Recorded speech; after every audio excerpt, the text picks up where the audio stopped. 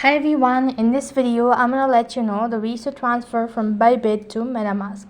So in order to transfer from Bybit to Metamask, you have to first of all copy the wallet address from your Metamask account. So head over to your Metamask and log into your account. So when you're logged into your Metamask account, here you need to go ahead and locate asset, or you need to go ahead and locate what you're actually transferring. So let's say you're transferring USDT. So find that, and when you locate it, you need to go to the receive button and copy the wallet address. As you're done copying the wallet address, you need to exit out of your Metamask account and log into your Bybit.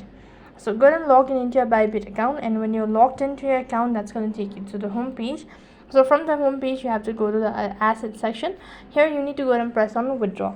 As you press on the withdraw button, then you'll be asked to select the asset that you're withdrawing. So select the exact asset that you recently selected on the Metamask page, and you have to go ahead and paste in the wallet address that you've recently copied, enter all of the details that has been asked, and you need to initiate the transaction.